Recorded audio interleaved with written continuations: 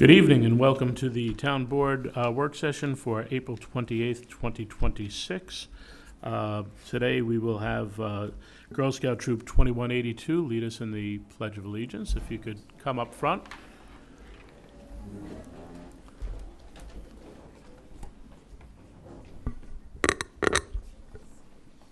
Okay.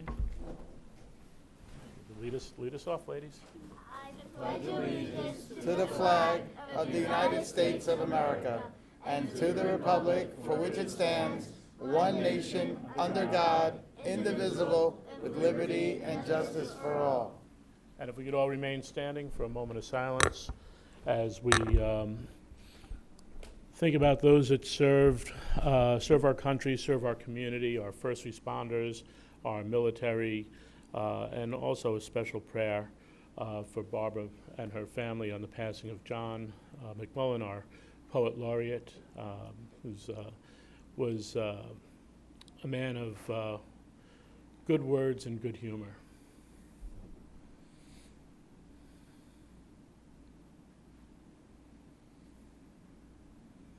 Thank you. Thank you, ladies.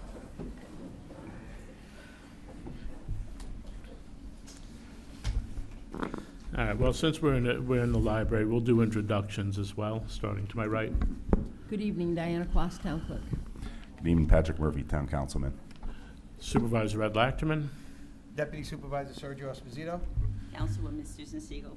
DeLon Gilbert, Councilman. Adam Rodriguez, Town Attorney. All right, so John did pass, but his spirit goes on. I do believe we have a poem in John's honor. Was that Barbara, Michael, Sergio? Mike, you have something? Yeah. I appreciate the time. John, as you know, John was a very special guy. We met probably, I don't know, decades ago when I had good knees on the basketball court, and we had been friends for decades since. And as when I was town supervisor, he always bugged me about becoming the poet laureate for the town. So I finally got around to do it before I left office. And I said that, you know, when I read his bio, I was always shocked at his past history and IT and all the things that he did, because one thing I always say, when you meet someone, you never know what they do for a living. They really are, you know, they're special human beings, because they're not defined by what they do for a living. And he was definitely, you know, in IT, it's kind of funny. He was much more, that's very prose, and he was very poetic.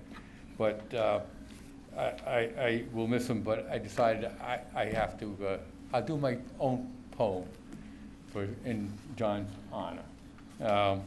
A poem to my good friend John McMullen. I often been told I go on too long. So in honor of my friend, master of the verse, I will make the effort to be terse. Hustling for a rebound, our friendship was found. On the hardwood and hoops is where we met. From there, who would have thought or bet that I would make you Yorktown's first poet laureate? For 8 years you inspired as the town's muse, provoking thought upon the day's news. Every line from your heart was your own, now to entertain at the Lord's throne. You've joined the choir of angels singing, not an end but a new beginning. A new journey now surrendered to God's loving hands, Yorktown's creative artist lands. Though it will be a sorrowful fare thee well, as we know there are no poets in hell. We remember you with its loving smile, a life well lived upon words so versatile. Off to God's great, glorious, and eternal joy. We love you and we will miss you, my dear friend, Johnny Boy. Thank you. Very nice.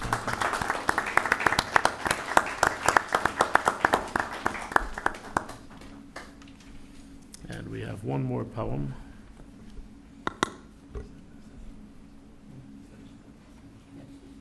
Okay. So this was a poem that he wrote, and his wife Barbara picked one out for me to read tonight on his behalf, which I've always enjoyed doing for him, and I really miss him. And You know, I really didn't expect all of this. I spoke to him a couple times right before, and he sounded great. You know, he sounded great. Okay, so this is Who Could Foresee by John F. McMullen. When I moved to Yorktown almost 40 years ago, there was much that I could not foresee. For instance, I could not foresee that cows would no longer tie up traffic on Route 6. 3 local movie theaters would disappear. The Jefferson Valley Mall would be built. The bats would disappear from my property, as would later the rabbits, skunks, and bees. The Baldwin Mall would die, but resurrect again under another name. The Westchester Mall would die and rise from the ashes as the Cortland Town Center. And urgent care would sprout up on every block. A recent flood would destroy much furniture, personal records, and my earlier publications and manuscripts. As I sit in one of the last barns in Jefferson Valley, I now realize that all I can foresee for sure is that there is much that I cannot foresee at all. By John F. McMullen. And I have one other thing. This is by, we were at the wake, and Christina Ortolani said she wrote a poem that John would write. So I listened eagerly, and it went like this. It was time to go, so I left, by John F. McMullen. And that was just John right there. But Barbara, what I'd like is if it's okay with everybody else up here, if you could send me, I know he's got books of poems. If you could send me a poem, you know, when our regular sessions, I'd love to carry on the tradition. Okay? All right. Thank you so much. I'm going to miss him. And at that, I'll skip around a little bit. We did do a proclamation for John that was brought to the wake. I'd like to read it. And we'll read another 2 today. Well, one more proclamation and 1 certificate. But this is a proclamation in memory of John F. McMullen, October 27th, 1939 to April 17th, 2026. Town of Yorktown Poet Laureate, 2018 to 2026. Whereas John F. McMullen, Johnny Mac, the Bard of Jefferson Valley, passed away peacefully on April 17, 2026, at the age of 86, leaving behind a legacy of creativity, intellect, and deep humanity. And whereas John's life was shaped by vibrant culture, community, and spirit of the Inwood neighborhood where he was raised, and whereas he lived a life of remarkable breadth as a poet, author, journalist, technologist, educator, consultant, and engaged participant in the evolving digital world, pursuing knowledge with passion, earning a Bachelor of Arts in English Literature from Iona College, as well as a Master of Science in Computer Science and a Master of Public Administrations from Marist College. And whereas he distinguished himself professionally in both public service and private enterprise, beginning with the Department of the Army and rising to the leadership roles with prominent firms including Dean Whitaker and Company, Davidson Computer Services, BTSI, and Morgan Stanley. And whereas he joined an entrepreneurial spirit co-founding McMullen and McMullen, Inc., with his beloved wife Barbara E. McMullen, building a respected consulting practice. And whereas John shared his knowledgeable generosity as an educator and writer, teaching at New York University, the New York School for Social Research, Monroe College, SUNY Purchase, and SUNY Westchester, inspiring generations of students and authoring and publishing numerous works.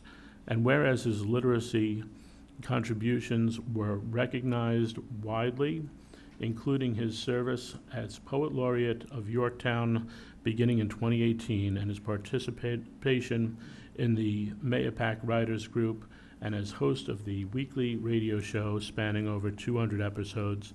And whereas John was a devoted husband, father, and family man, sharing over 47 years of marriage with Barbara and leaving a lasting legacy through his children Luke, John McMullen, and Claire McMullen Cleary, and their families. And when asked to reflect on his life, he simply said, I was lucky, a statement reflecting his character.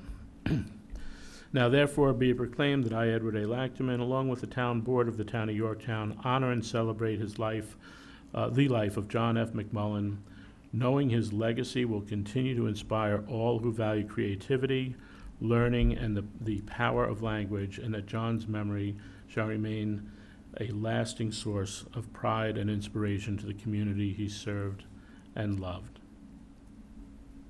Thank you, Barbara.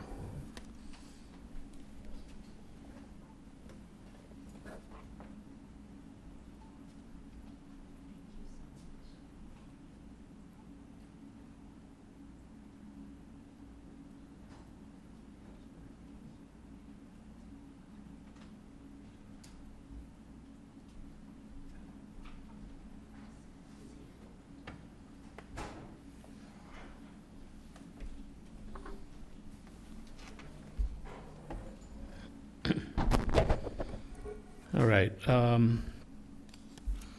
We will now go into our presentations. Yvonne, you mind if I put you second? Let's have the Girl Scouts of Troop 2182 come up.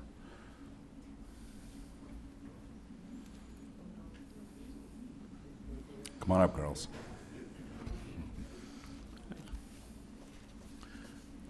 You could go to the podium there, and where's Allison? I'm the other short one. I didn't see you behind her. Well, you guys are going to present, right? So we will need you at the microphone. Go on, ladies. Everybody gather behind her, so this way you guys, yeah.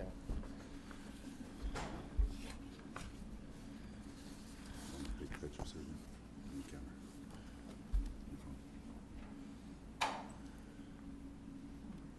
I don't know what to do. So, Ed, you want me to speak? Well, I thought you were going to tell us a little bit about the projects you were doing. I And certainly so will. that's where. My name is Allison Bergman, and I work with Yorktown Girl Scouts a lot of the time. And together, we've done an awful lot of projects that benefit the veterans and our active military. We have visited the New York State Veteran Home several times. We've caroled. We've sung love songs to them for Valentine's Day, and we've chalked the walks while raising spirits for the veterans who are residents there. We've also embarked on doing gift bags for the veterans in your community who receive Meals on Wheels, and we're about to roll that out again for Armed Forces Day.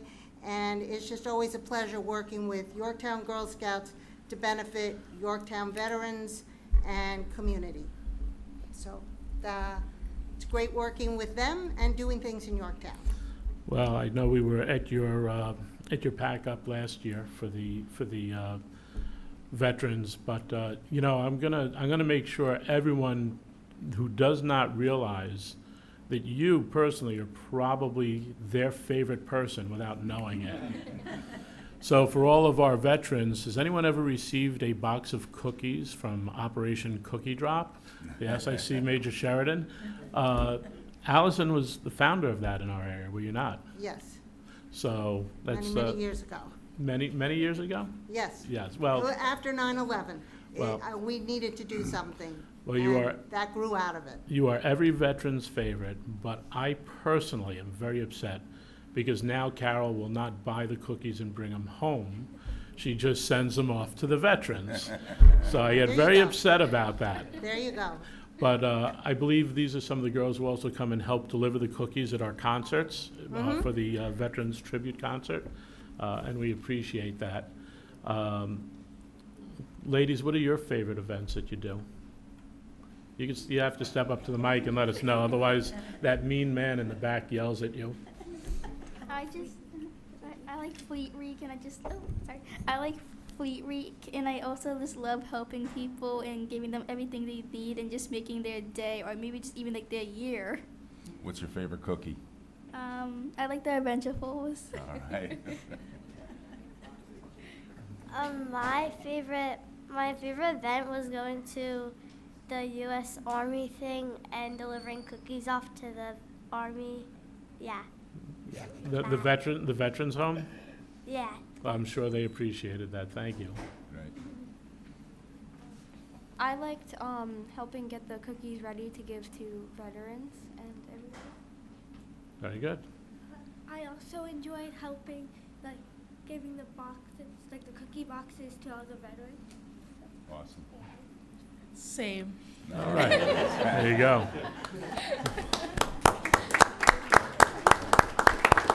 So I know that you're while you're in scouting, you never lose the ties to Allison as she does the senior projects things for the gold and silver awards.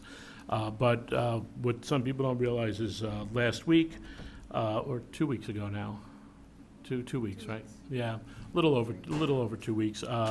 Allison was recognized by the Girl Scouts of America, and we have a certificate of appreciation, Allison, for all your work, not only with Operation Cookie Drop, but as a leader and as someone who mentors the young ladies through their projects. It's amazing work.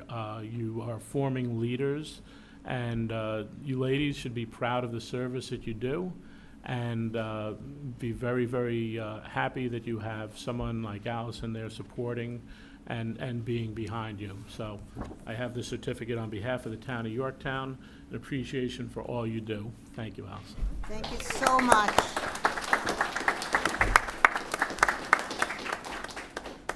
Thank you, Ed.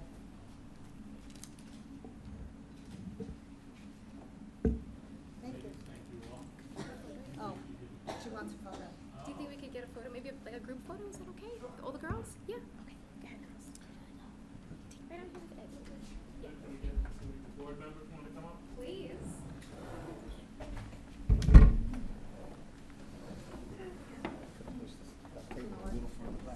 Yes, you guys.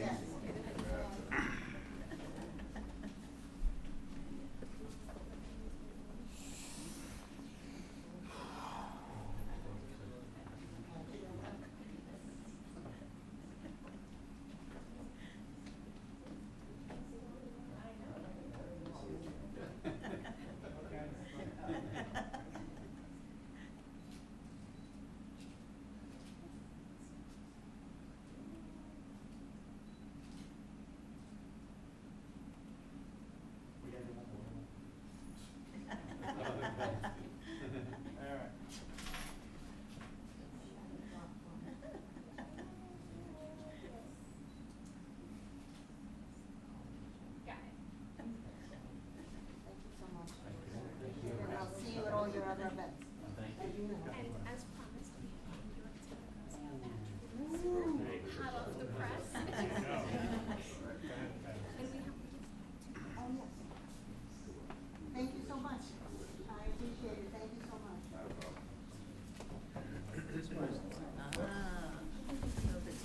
So Carol doesn't have to. Yeah, great. That's what he needs. Frozen.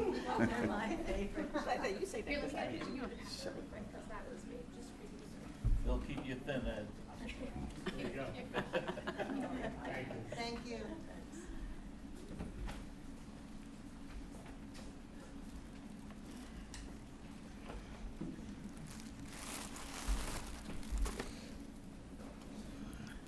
So I just want to share what this is. This is actually a Girl Scouts Yorktown, New York patch. Carol is the senior owner, my boss, for Ice Cream Emergency. And in our bus, we actually have a wall of honor. So we started with a patch from the Kent Firehouse back in '22. And we have over 200 patches, including a whole back wall dedicated to Yorktown, whether it's PD, fire, Mohegan Fire. So this will go on the Yorktown wall, and we really appreciate it. Thank you, ladies. All right, Yvonne, you're going to be quicker than them, right? You know, I'll try. Okay, good evening, everyone. My name is Yvonne Check, and I'm the director of the John C. Hart Memorial Library. and I want to welcome you all to the library this evening. I'd also like to introduce some members of our Library Board of Trustees, if you'd like to stand. This is Kathy Behan and Laura Trop and Jean Zappia for our Library Board of Trustees. And I do want to give a shout out to Town Clerk Diana Quast and Town AV Master Tom Ciangela, because it is not a simple job to move all of this equipment from Town Hall to a remote location. But I appreciate it, and I think everyone in Shrub Oak appreciates that about once a year we try and do a meeting on this end of town. So thank you for doing that, Diana and Tom. So each year I come to this board to give you all an update on how the library is doing. It's a sort of a state of the library address. And as part of the requirements for the state of New York, all libraries have to track a number of statistics and report them to the state annually. It's a requirement, but these statistics also serve as a great tool because as we analyze them, we see some interesting trends, and that helps us to create strategies for how we can best support the community. Another New York State requirement is that we publish an annual report to the public so that you can all see what we do each year for complete transparency. So you'll see this annual report on our website, and there are some copies here for you all to take home and read. And I'm going to just mention a couple of highlights from our report with you today for, and this is from our 2025 annual report to the state. This is for the calendar year, January through December of 2025. Of course, it takes a few months after that for us to gather everything and send it to our library system, and everybody vets all the statistics to make sure everything's accurate before it goes to the state.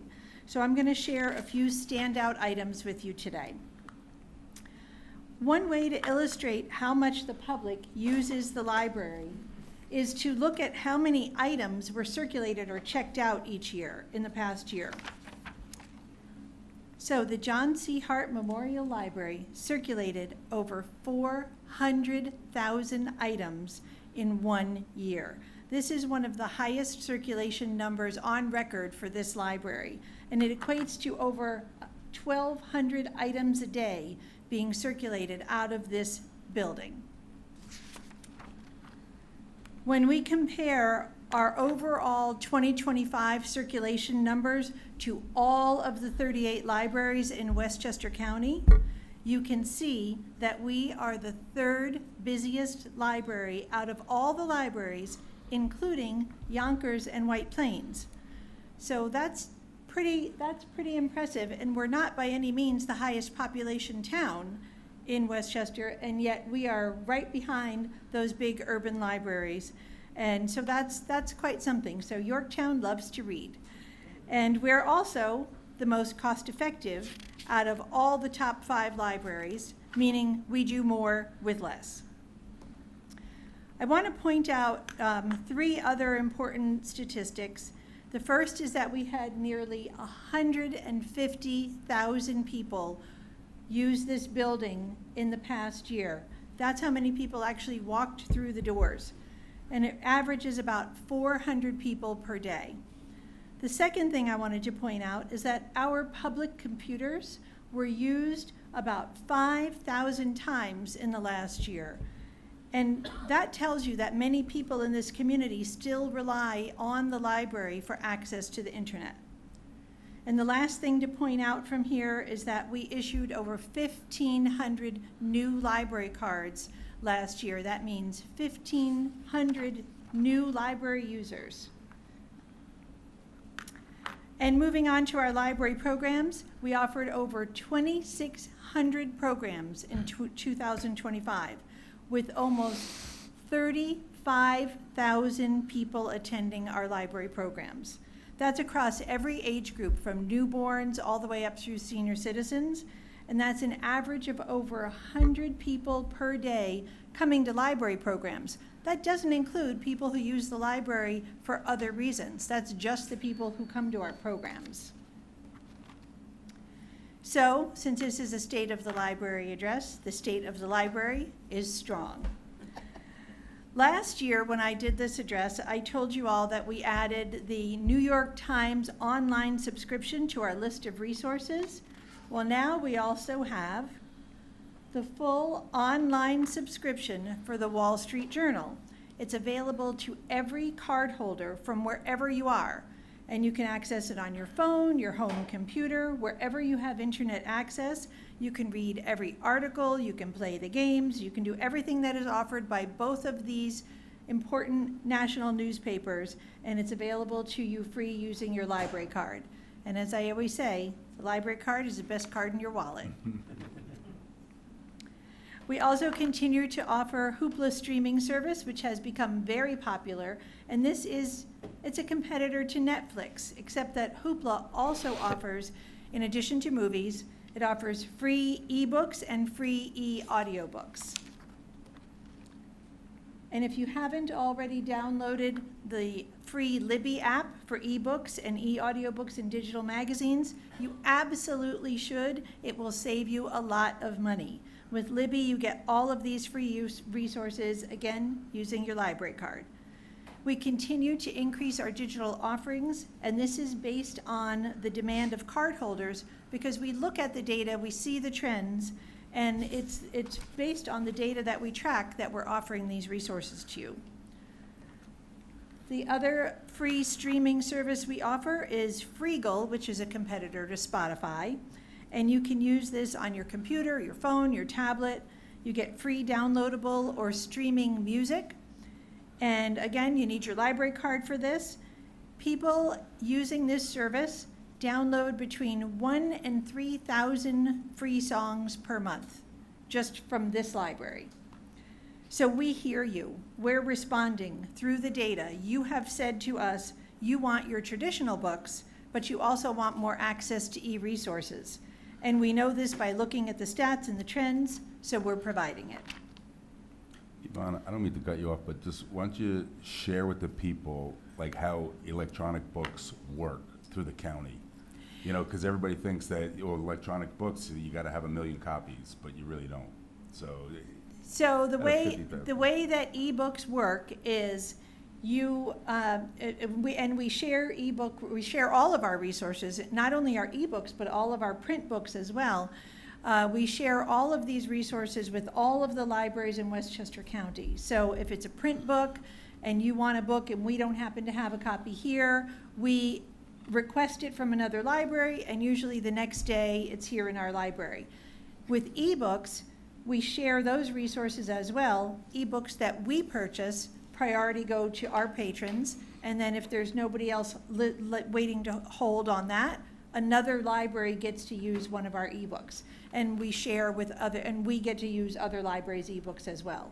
So it's great to share the resources because no one library could provide all of the books that everyone wants in their town. So that is really helpful. And so with all of these e-resources, the state of the library is future ready. And let's just talk about our library programs for a moment. And I can only highlight a few tiny sampling here tonight because you saw a couple of slides ago, we provided over 2,600 programs last year. So I'm just going to name a couple. Many of you will have noticed over the last year that we have significantly increased the number of educational and cultural programs that we offer. And this was a recent Irish folk dancing presentation, which was very well received right here in this room. Our library is a cultural and educational hub for the community. We are also now doing a series of murder mystery programs, which have become very popular. We do like to vary the programs and try to provide something for everyone in the community. And we recently hosted a local author fair, an event to meet local authors and illustrators and explore their books. It's an opportunity to support local creativity. And we continue to provide services and programs that many people in the community rely upon, like free tax help, free Medicare counseling, free early literacy support, free resources of all kinds and in all formats. And here you'll see teen librarian Colin, who is also a certified notary public, and he's notarizing documents for the public here for free. We are also doing a lot more intergenerational programs, like this Yarnorama program, where we bring together beginners and experts in any category, and then we put them all in a room and we give offer some supplies, and everyone teaches each other a skill. So we provide the venue in the community for elders to pass along their knowledge and skills to the next generation. This was a pasta making program that was very popular with our teens, using equipment that we obtained from a grant. Our teens in this town want more and more opportunities to do community service and to volunteer at the library. We now have 300 teens registered in our volunteer program. That's the highest number of teens we have ever had registered in our volunteer program. So we've had to come up with more creative ways for them to serve the community. One of the things that we have done is we have taught them how to do some crafts that are related to stories, and then the teens, under our supervision of course, lead craft sessions for young children. In fact, we had one teen volunteer who enjoyed this so much that she now thinks she might pursue a career as a librarian. We also taught teens how to use our public printer in the library, and now they volunteer to be printer helpers for patrons. We had somebody out there this evening, if anybody saw them. They have a little desk next to the printer, and they offer assistance. Printers can get complicated. And now just a little about our children's programs and our outreach. Here is one of our children's librarians, Caitlin, reading to a class of kindergartners from Mohansick Elementary School, my alma mater. And the elementary schools from both Lakeland School District and Yorktown School District bring their classes here as a field trip and show them how to use, how to get their library card and how to use all the library resources. The library operates with a deep commitment to community engagement. The impact we have is lifelong. We received an email from a parent who brought her baby to our Lap Sit Baby program. This mom was returning to work after a 6-month maternity leave, and she took her 6-month-old baby to her first daycare session and was astonished to find out that her child was the only one at the daycare that knew how to open a book and turn the pages.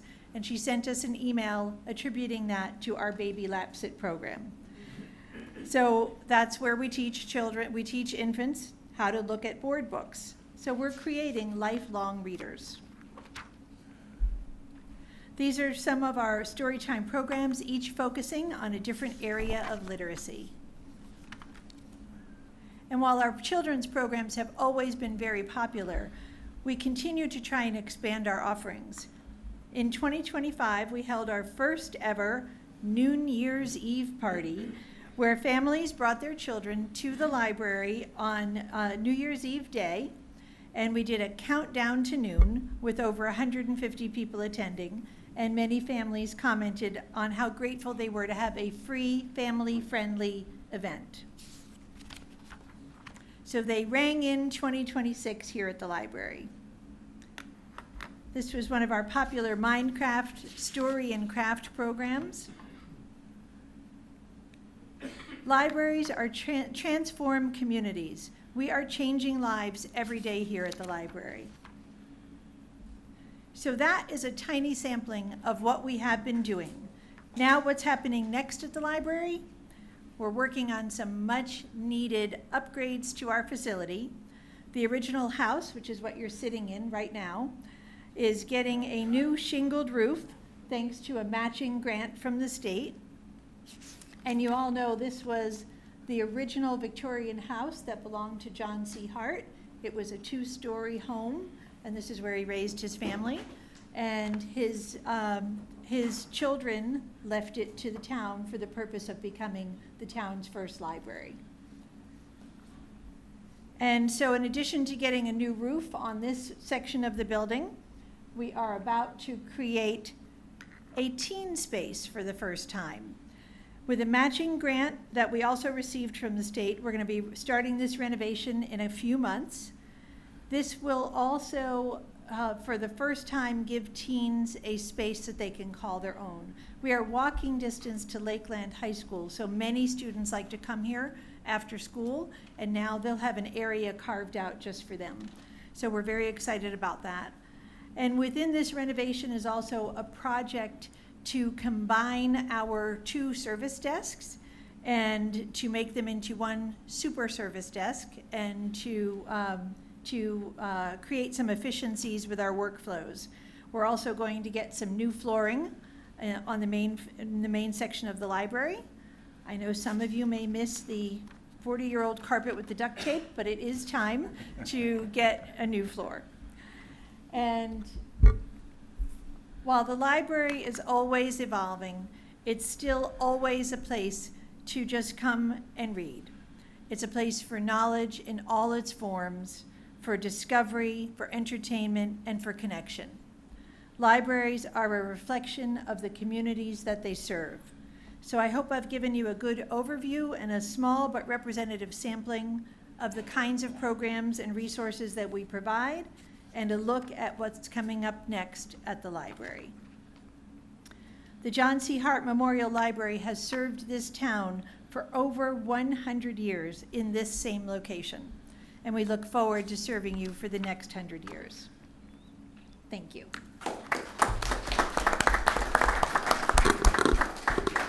Thank you, Yvonne. Some great numbers there. Did anyone on the DS have any questions? Any questions? No, it's just, it's inspiring. It really is. It's a wonderful,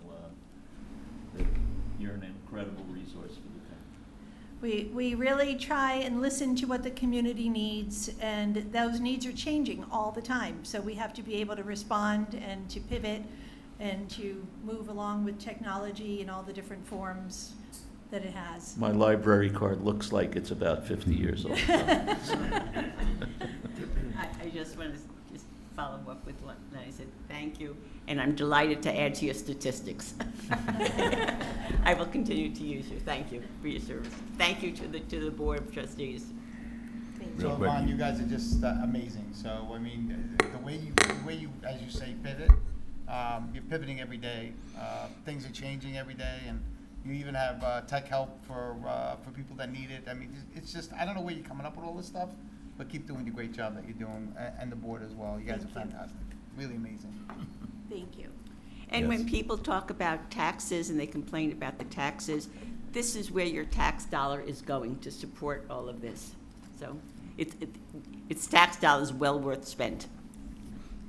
So Yvonne, because I just between your leadership and the board's leadership, I see, you know, Laura, Jean, you know, you guys are great, you know, and you guys are all vested. You buy in 100%. It's great to see, you know, I go to some of the meetings, and it's great seeing how you guys work together for what the community needs. And then you guys look at the programs. Like, you know, this place is a hidden gem.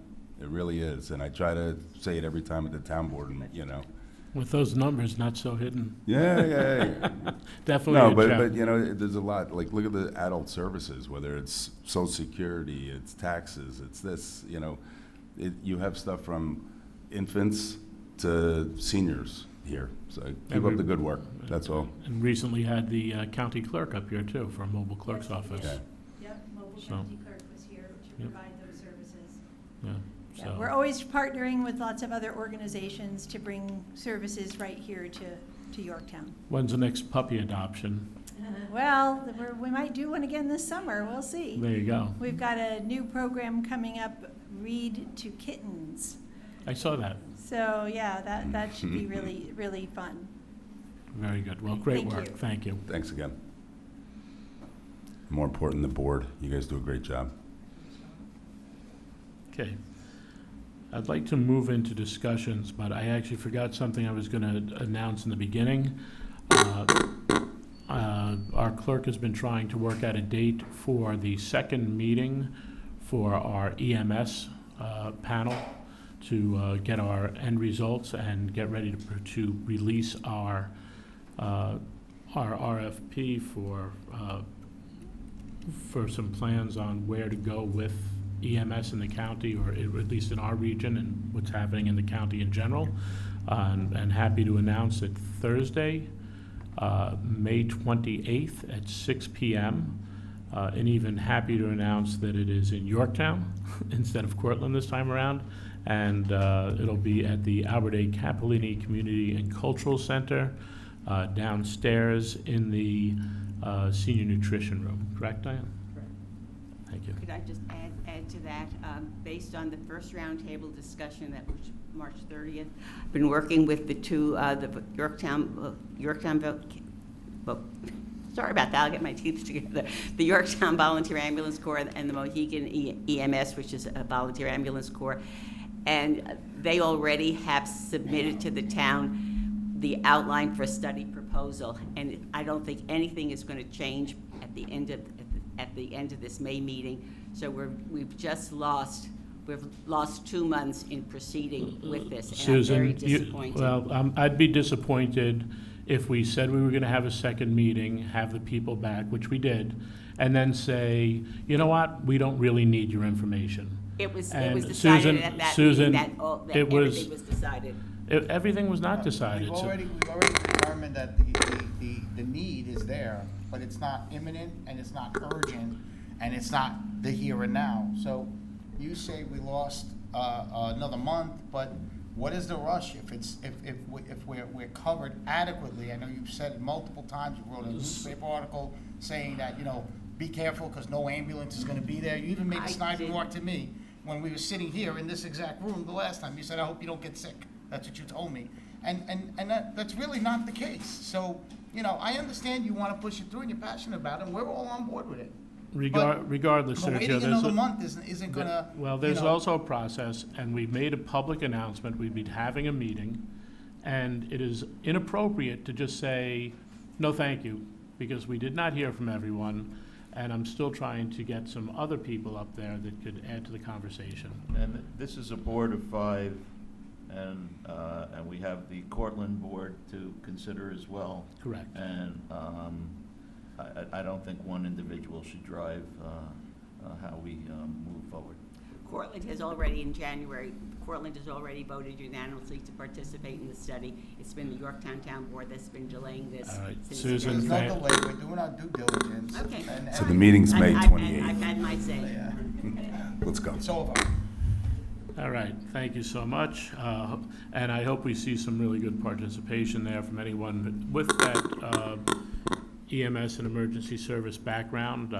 Any input would be helpful, as we are experiencing some changes that have really occurred in other places, but in Westchester in particular, we're seeing a decline in volunteerism and need to figure out some solutions that are well balanced and that keep the taxpayers protected as well, both medically and financially. All right, we are going to move to discussions. It was brought up at the last meeting about cell tower law needing to be looked into, which we all agreed with. There was some conversation about a moratorium. I had asked Adam to work on it, and then Susan had also sent in something, and I think really the main difference is that there was no notification that this is a type 2 action, which means that SECRA is not as involved because it's not looked at as being environmentally changing as to have an adverse effect. So Adam, I had asked him to look over Susan's stuff. That was the major difference, Susan not having that, but we will get it. It is highly recommended that that's on it. And we will circulate, if it's okay with everyone, circulate a moratorium law that Adam will finish drafting by the end of the week to have out there. So we will have this, we're talking about a 6 months moratorium. That was my suggestion, was a 6 month. All right, and so we will have this on next week's agenda to refer it out. Yeah. So we can get this moving. Thank you. And I basically drafted a moratorium using the moratorium that you wrote for the solar law and just changed the solar law to telecommunications and. It looked familiar. Yeah. I think A that lot was- of legislation is cut and paste. I think that's the object- first thing that we both picked up on. Yeah. And just added the reasons why we need the moratorium for the telecommunications law. I think the problems in the current law were made obvious. What I would like to say, though, is after we refer out and get the moratorium law on the books, I think we need a town board open discussion about what we would like to see in this draft. So we give guidance, the community, the town board gives guidance to the town attorney when he drafts it. That's actually the law that is attached to the moratorium. You cannot just throw a moratorium to say, hey, you can't build. It is specifically to look at the code and zoning and make the sure. whole point. That's the whole point, Yes. Susan, so yes, we know. But what I am saying is, we're not gonna just say we're having a moratorium and the town attorney is gonna go off on his own and write us a draft. What I'm saying is I would like input. It'll be on a work session, I Susan. would like Thank input you. from this community, because there are many optional issues of what to include in Susan, there will revised be law. input, because we have to, it forces a public hearing. I mean. This is before the public All hearing, right. this is before Either- Adam gives All right. us the draft. Either way, the town, the people in the town will have input. So that's fine. If you want to have another meeting, we'll discuss it and. Major but Sheridan, there will if be you input. can, I if would you like could to approach have the discussion microphone. beforehand. Okay. Thank you for Thank you. proceeding with the moratorium. Let's get it on the books. The quicker the better. Absolutely. Thank you. Is 6 months the? Carl, how are you? Or can we do more if we wanted to? 6 I- months I- is sufficient. It's not legal, right? Well, it is. You could do 6 to 12, but you're better off with a 6, and we knew it if you don't have a law. I'd rather force the law, and get to that. If you did 12 and you passed the law at 6, then it doesn't matter. We don't have to sit here and then pass another moratorium. But all right, no If problem. we have 6 and that we know we have a All deadline right. for 6, we get to work and Thank- do it within thank you. 6 months. We're gonna get to work and do it anyway, Susan, stop. Thank you. Oh, my Gentlemen, good evening. Introduce yourself, Carl. Roberto, member of the Yorktown Veterans Committee, and thank you for accommodating us tonight. The Yorktown Veterans Advisory Committee, at the January 13, 2026 Town Board meeting, submitted a resolution for consideration of renaming the field on Veterans Road, unofficially known as the Jack DeVito Veterans Memorial Field, to Veterans Field. Since we have not heard from the town board since then on this decision, we are requested to revisit this issue tonight. On January 13th, we requested to officially name the field as Veterans Field, and the gazebo as the Jack DeVito Memorial Gazebo, as stated on the bronze plaque next to the gazebo. At this time, since there is no official name for the past 32 years, we are requesting that the current sign be removed and replaced with a sign having the name of YCC Field, Town of Yorktown, as depicted on all town maps, also removing Parks and Recreation, until such time that an official name be voted upon. Also, when a vote is taken by the town board to officially name the field, all board members associated with the Lions, the VFW, the American Legion, including SAL and ALA and the Jack DeVito Foundation, recuse themselves from voting. Thank you for your time. I now turn it over to my colleague, Mike Sheridan.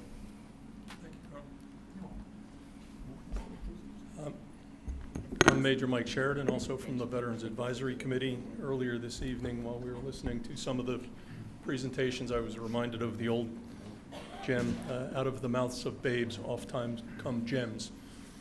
The young ladies who were here earlier when they were talking about Operation Cookie Drop and all that they have done, the common theme among all of them was honoring all veterans, and it really touched me to the heart.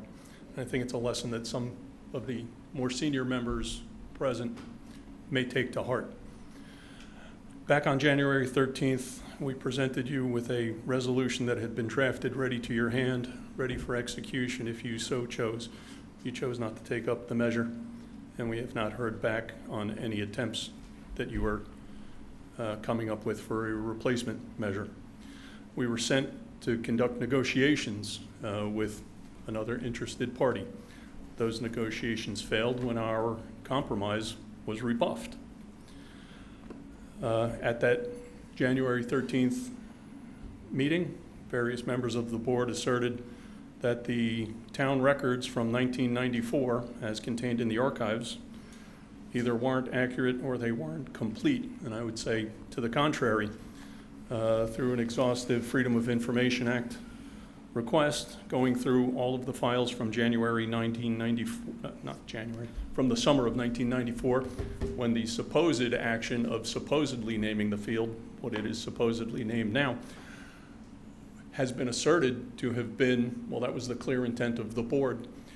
I found any number of proclamations, any number of resolutions, all manner of things in those meetings that were accurately recorded, that accurately reflected what the town board did and what they resolved to do and what they wished to proclaim. And at no point in there was there any intent expressed relative to that field on Veterans Road other than the naming of that gazebo, appropriately named. We don't dispute that part of it. The record shows that the members over the years, in response to veterans bringing our justified concerns over the naming of that field, over the years, every time this topic has come up, various members of the boards at that time have been telling us for the past 32 years that it will get better and there will be a concerted effort to make sure that the field, as it is supposedly named now, will accurately be reflected. And yet, at this very moment, in the lobby of the town hall, on a bulletin board to the left-hand side as you enter, is a flyer promoting an event to be held at the Jack DeVito Field, a charitable event. It hasn't gotten any better. If anything, it's gotten worse. No action has been taken. I will ask you politely one last time, let us honor all veterans at Veterans Field. Thank you for your time. Can I ask a question? Yes. What was the compromise that was offered at the time that was rejected? Call it Veterans Field. They could have whatever sign they want down by their gazebo, calling it Jack DeVito Gazebo at Veterans Field. They could put up 50 signs at that end of the field, all referencing that magnificent memorial to a wonderful man who was truly deserving of being memorialized. And if I should say, he was lionized for his service to the community as a lion, not as a veteran. There's no mention on that plaque any aspect relative to any military service he may or may not have had. Don't know if he did, don't know if he didn't. I cast no aspersions either direction on that. He was lionized, memorialized for being a lion. Thank you. Well, I will actually, I've asked Patrick to do a little research, being the Parks and Rec person. Also, as Carl was mentioning, asking people to step back from the vote, since I am both involved with the American Legion, through the Sons of the American Legion, and the Lions, being the only member, I will refrain unless you need a tie-breaking vote, but we will see where that goes to. Fair enough. I believe that's fair enough. And Patrick, well, Carl, Mike, I greatly appreciate all the passion and the dedication that you have for the vets. I got family members that were vets, you know, and the little research that I've done, going back to '94, what I found is the intent was to name it, at the very beginning, it was the Vito Memorial Field back in '94. It's nowhere in the record. It was from, what's his name? Max Kinkle on the Courtesy of the Floor on July 19th.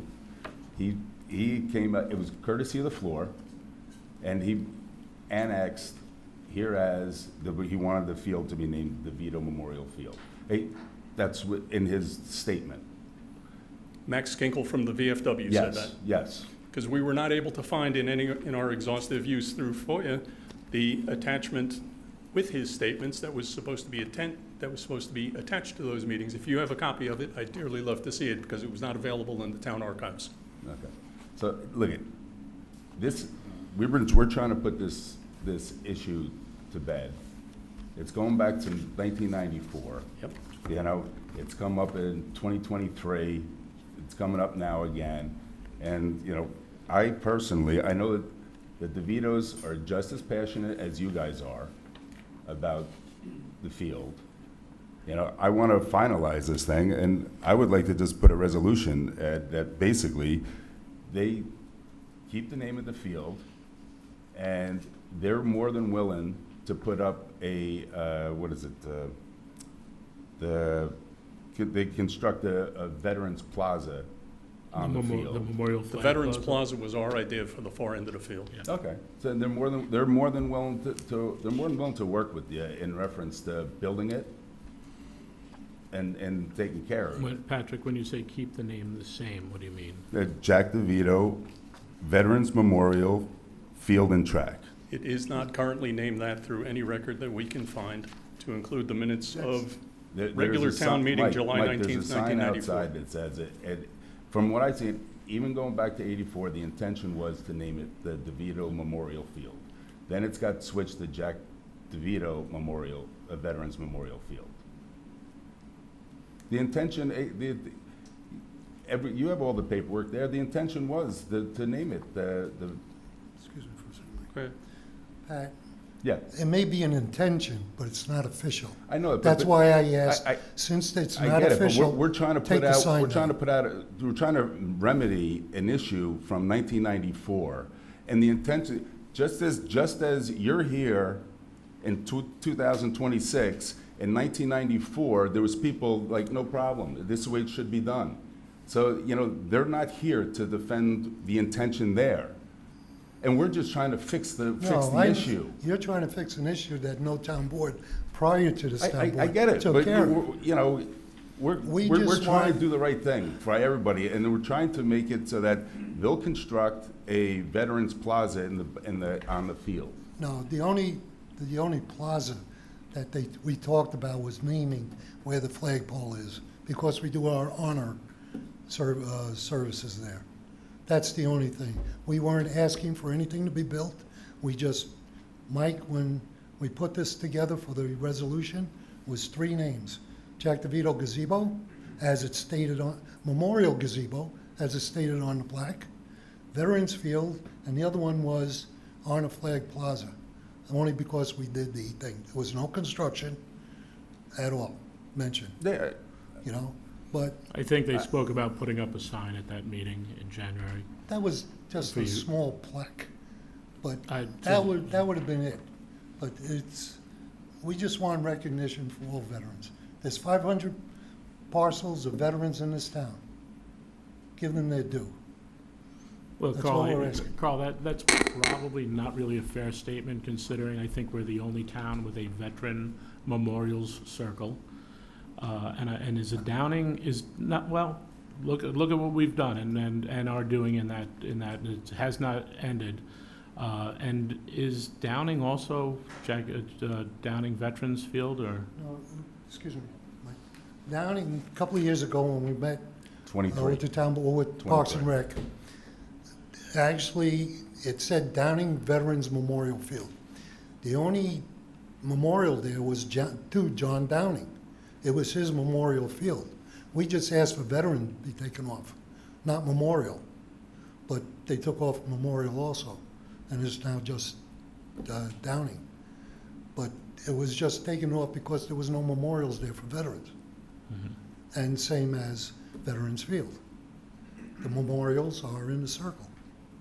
You know, and we appreciate everything that the town has done to improve it and to add to it. In 2023, the 3 fields you guys asked to rename, and the Parks and Rec Commission said, keep the Jack DeVito Veterans Memorial Field, and you could change the other 2 names. But I'm just going, you know, but- Carl, I wasn't No, a part of no. it. I'm just going by the research that I've done, and I'm just trying to give you Parks- both sides of the story. Can I just add to That's that? all. Parks and Rec, from what we understand, does not have control over I- those two properties. I get All right, it. that's town property, right? But they now. did some research into this issue. Well, And, you know, It doesn't, if they want to put it in as Jack DeVito Memorial Gazebo at Veterans Field, that's one way of looking at it. As regards the minutes of the regular town meeting conducted on July 19th, 1994, in the minutes, it specifically references, I'll quote, "Mr. Max Kinkle, Public Relations Officer of the Veterans of Foreign Wars, Post 8328, my own post of Yorktown Heights, read the statement as annexed hereto." It is not annexed hereto. In the matter of the Veterans Field on Route 202, proposing to be named DeVito Memorial Field. He was not proposing it. He was responding to the prior week's meeting where someone from the Lions had proposed it to be named Jack DeVito Field, and he was replying to that. He made a statement. It's not annexed there. We don't have a record of it, and I don't believe the town does either. If anybody has a copy of what Max Kinkle from my VFW post said, I would be dearly interested in reading it, and I would be extremely surprised if he suggested anything other than calling it Veterans Field. What happens if we address the Downing issue as well? Like, It was so, addressed, they said. what? It was addressed, they said. It was addressed. It was No. it was a simple matter. Hold There's on, no hold on. veterans memorials there. Mike, Deal. hold on one second. I haven't said a word here, and I appreciate it. So, which is odd for me, but, so there was an issue at the Downing Veterans Memorial Field, right? John Downing Veterans Memorial, and you guys asked to have the word veterans taken off, but they took veterans and memorial. Is that accurate? Is that what you guys just said? I don't know what they finally ended up calling it. that I ac- just know they took the word What- veterans out what of it hap- because there were no veterans memorials there, and we pointed that out to them. Okay. It was, I believe, a memorial for John Downing, all right? Because he served in the military and everything else with the town. So we just asked for veterans to be removed because the veterans didn't have a memorial there. What happens if we, as a For Memorial compromise Day? maybe, I don't know, we put the name back to the way it was and have a Leave off memorial, veterans. hold on one second, okay? And we add a veterans memorial there to make it right. So you said you had it taken off No, no. because, no, okay. We had asked to remove veteran, the word veteran, because veterans did not have any memorials. The only ones there were in a circle, all right? Same as, I think there was one other, but there was no, It was the- it's the the ball fields. wording, yeah, there was the ball fields. So it was, it should be John Downing Memorial Field. It was, the memorial was to John Downing, not to veterans. Same as the gazebo. If it were confirmed that Jack DeVito was in fact a veteran, let me, would it be acceptable to say the Jack DeVito Veteran Memorial Gazebo at Veterans Field? No. No? No, because it was dedicated to Lion Jack DeVito Memorial Gazebo.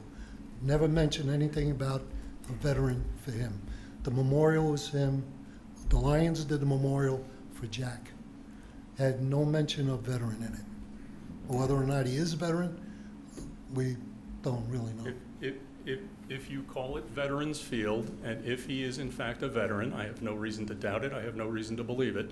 If he is in fact a veteran, he would be included in the term Veterans Field. He is one of those veterans being honored. We're asking that all veterans of Yorktown be honored in the naming of that field, not just one. All veterans. But veterans is plural, All- on the sign. All veterans honored at Veterans Field. That's all we're asking, Veterans Field. But right now, the word veteran is plural The, on that sign. It's the, right. the problem is, and this was something that was mentioned, I believe, in one of the other meetings. I'm sorry, is this, if you're part of the conversation with the VFW, should be up there, please don't have a conversation through. Part of, and it came up in one of your meetings, I believe, there was supposed to be either an ampersand or a slash cutting the two to separate, which was brought up, and I think that was the, to go back to that was part of the original compromise that I believe you turned down. When we sat down and offered compromise, they rebuffed our final suggestion. We're past the time for compromise. And you with that group. rebuffed their final as well, correct? And Yes. the slash or ampersand was, not ampersand, slash or dash. A dash, Was I think it was. going back to 2015, I think it was, when we first met. I think you had just gotten into the Lions. I at that wasn't, time. I Or was whatever. not But- on the board till 16. But that's when Anthony said they'll do that, and it was never done. All right, so. 2015, there was a perfect opportunity for compromise on their part and on ours. They failed to avail themselves of it. We offered them compromise again this year. They rebuffed it. Time for compromise is past. Honor all veterans at Veterans Field. Well, we're trying to fix something that happened back in '94. The research that I've done, the intent was to name it DeVito Memorial Field, and now it's morphed into Jack DeVito Veterans Memorial Field. I don't want to do this every 2 years, Ed. No, I understand. And there were board members that were on the board at that time, and they were. And did you do have any conversation with? I think it was Aaron was the supervisor. Yes, he was the supervisor. And Greg Bernard. And anybody other than Aaron Bach. Only Aaron Bach in a phone conversation. I was led to believe the direct opposite of what you reported that you were led to believe when you talked to him. Intent of a body such as this can be expressed through the use of the phrase whereas and be it resolved. There's lots of whereases, there's lots of be it resolved that happened in the summer of '94. Not one of those whereases and not one of those resolves named that field what people seem to think it's named. There is resolutions, there is acknowledgement of the gazebo and the gazebo being memorialized. I've also found records of other things from other bodies that clearly express their intent to name the bridge for Fahey, but those are state matters. The state records are clear, they express their intent. You're familiar with those whereases and those be it resolved. If this body, the members composing it, in 1994 had the intent of naming that field, they should have expressed it. They did not. They expressed lots of other things that summer all the way into the fall, and if it was their unanimous intent to name it what it says now, then how come in September, October, November, through the end of 1994 and years later, you still had members of the board at that time still referring to it as the YCCC field? If it was such a clear intent on their part, why were board members still referring to it as the YCCC field months well past their clear expressed intent to name it what it says now? Didn't happen.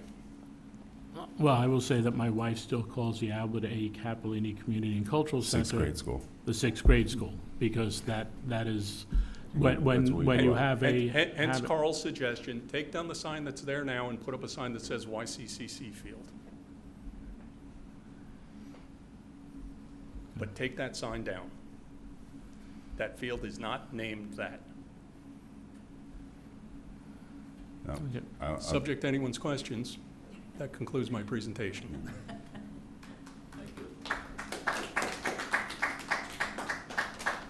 I'm sticking with my, I'd like to get this off our plate, because this is gonna go on for years and years and years if we don't do something about it. Yes, it will.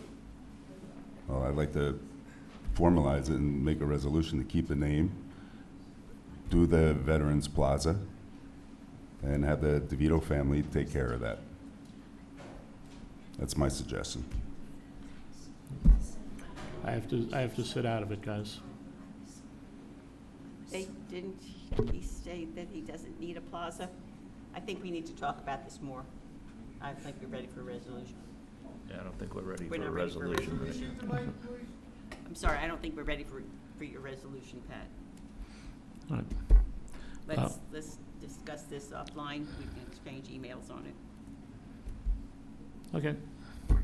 Okay. Well, thank you, gentlemen. Thank you.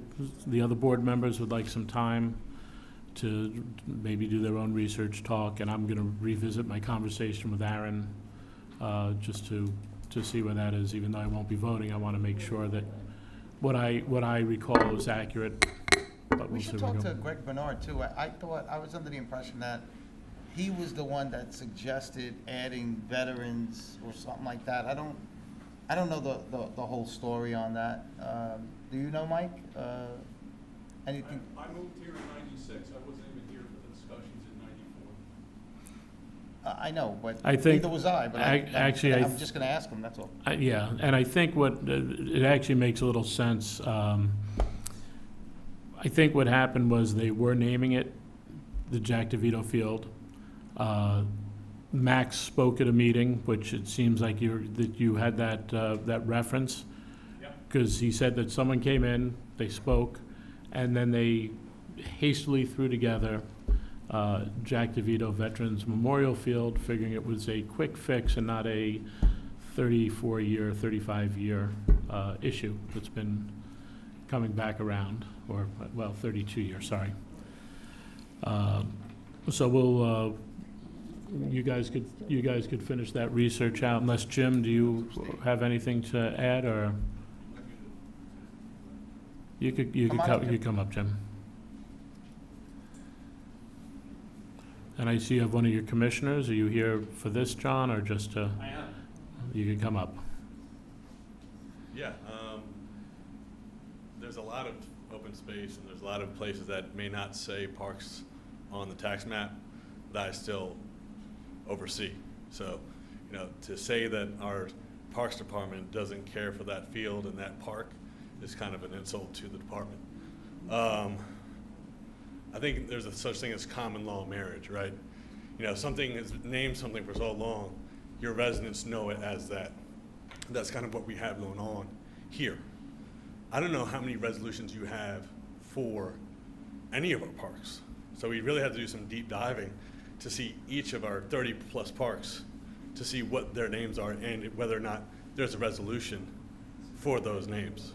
So that's something we should probably do some homework on as well, and just lock in the names of every You park. just gave James a little homework then, I'm sure. Yeah. I think what we'll find is that things didn't necessarily follow procedure on a lot of other things too. I mean, you know, it's so I think doing that research is, although great, I can tell you what we're going to find. We're going to find that a lot of these situations, I don't see how you wouldn't.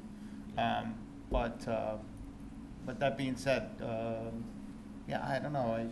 I got to talk to Greg, see what the intent was. I remember that him playing a role in this.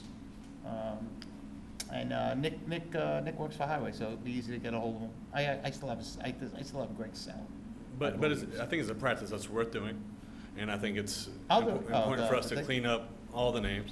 Something that the veterans really taught me is there's importance to names and what we say. Sure. The words we're using on a daily basis, and that's something, you know, as a department we're trying to clean up, you know, every single day. You know, Yeah, whether we're doing. we've had many conversations, but I just don't think, unfortunately, you know, as the land of the free, home of the brave, and freedom of speech, if someone in the audience wants to call it the 6th grade school or wants to call it the DeVito Field and put it on a poster because they're doing a fundraiser there, the town is not going to rip down their poster. I know I've called people and said, hey, you may want to fix this because it's wrong. Sometimes they do, sometimes they don't. But, you know, I think we also have to realize, and while there is an importance in the names, it's important for those of us in leadership to use them. Some people do not follow through with that, and you know, on the average day, and some people might not even know the difference, to be honest with you. So. And I don't know if you guys are thinking at all about the YCC field but that would be inconsistent with the space at this moment. Right now, it's the AACCCC. So if you're going to even think about the YCC, you should do the AACCCC field. I agree. Not YCC, because that would That- just that- not, this that- whole conversation that of us came being into my consistent, mind. and then we're not being consistent. It's just- Yeah, I think Carl's point was that on some of our maps, it still says I'm sure. YCC, but I don't think we've hired a cartographer to go through the town and fix our maps in a while. So, I have a baseball game tomorrow just at the want- AACCC. Well, a lot At of the people in the track. town says, At the track. At the track. a lot of people in the town will say, I'll meet you at the track. Yeah. And leave everything else on. I just want to clear up something with Jimmy. Jimmy, I didn't mean anything as far as Parks and Rec not taking care of anything. What I meant was, we don't believe, because the town still has those two lots, from Commerce Street to that entranceway, and then from the entranceway to Maple Hill. And so I'm talking about their jurisdiction.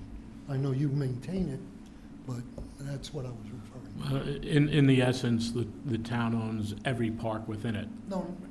No, we own every park regardless what it says on the. I understand that, Thanks, but Mike. as far as the responsibility, like Parks and Rec, if you go there, they're gonna talk about all the parks and stuff. This one here was still, the field, because of the cultural center, is still under the jurisdiction, basically, of the town, not Parks and Rec. But they are all under our Yeah, jurisdiction, no, is I my understand. point. And I'll acknowledge your point. It was a particularly good one regarding common law marriage. I would also recommend perhaps a more formal process rather than the informal means by which a common law marriage is recognized. That in more formal ceremonies, they usually say, and if anyone objects, please come forward.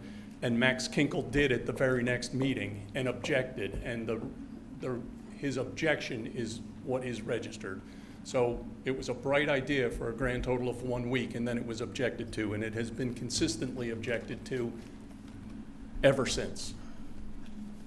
And ever since, every time we have brought it, and past members have brought it, we've been told, don't worry, it'll get better, and we'll make sure that people get the name correct, and they still don't. And in the lobby of the town hall right now, there's a flyer for a charitable event at Jack DeVito Field. John, do you have something to say?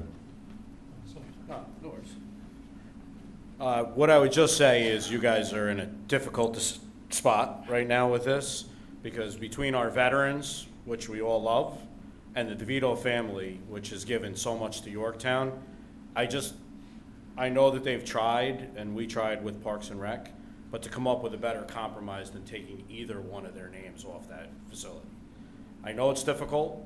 This is not an easy one. We owe everything to these gentlemen and the ladies that serve, but the DeVitos have done a lot for this town. And on the park side, we rely on them a lot. They've helped us out with the gazebo at Granite Knolls, and they probably built half the houses in this town that have been standing since the 60s or 70s. So if there's a way to get, I know compromises sometimes fail, but I would hate to see either side be pulled off of this, which is not an easy decision for you guys. So we're glad you have the final say. Thanks. Thanks for passing the Thanks for buck. punting. And I'm I not think- sure this is the best thing to say, but as a judge, sometimes you say that if both parties leave unhappy, then you've made the right decision. And I don't know whether that's the situation here, but Leave it as is. we'll leave it, Yes. we'll be discussing this. The last thing, if I could say, the thing that I know that the veterans and the DeVitos have been going through is it keeps going. I would just think that you should set a deadline and get this over with one way or another. No, we will. Thank you. You know. Thank you all. Next.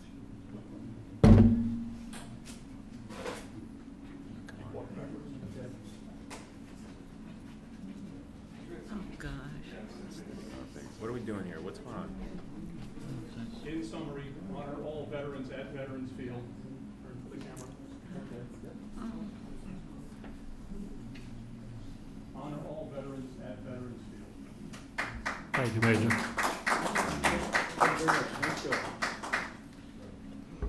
Okay. We will move to the, Carl? Thank you. We will move to the next discussion on outdoor dining law. Yeah. Councilman Esposito? So basically, the law that we have on the books needs some adjustment. One of the main adjustments is we had added a section D, temporary permits. That was added because of COVID. It was something that when I was president of the chamber, we brought forth, and it was put in this law. So that has to actually come out. It actually says in that part of the law that the permits granted there all expire on 2021 sometime, January 1st, 2021. So that has to come out. And then what I wanted to do, and I brought this up a couple of times, is it says here in section 1, the rest of it talks about orderly, having the matching furniture and all of that stuff.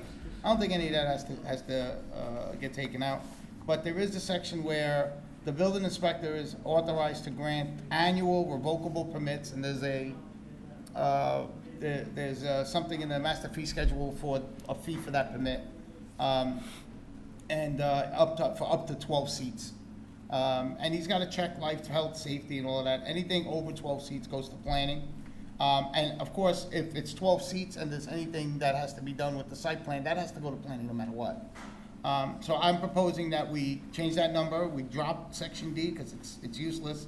We change that number to 24 seats. I wanted to say up to 24 seats because the building inspector might say it's not appropriate to have 24 seats in this area, whatever the area is that the business owner is looking to do outdoor dining with. And then, of course, the planning board has authority on up to more than that. And if it's an issue where somebody's trying to like build a deck or something like that outside, they're gonna have to go to planning for the site plan approval. So no matter how many seats it is, even if it's 2 seats, right? So the building inspector's not gonna be able to do site plan stuff. But anyway, what I wanna do is I wanna try to expedite, you know, the permits that go out, so this way we could get more outdoor dining, because I think a lot of people like outdoor dining. And I also want to add something in here that the outdoor dining permit expires, right? So, you know, maybe the outdoor dining permit is from March or April to October, right, when it gets cold. And then that's it. It expires. You're going to have to come back and get it again, or you could go to planning and get something that's more permanent. And that's where I'm at with this. And I wanted to bring it up now because I'm going to speak to the town attorney. We've spoken on this already. And I wanted to see what you guys wanted what you were saying before.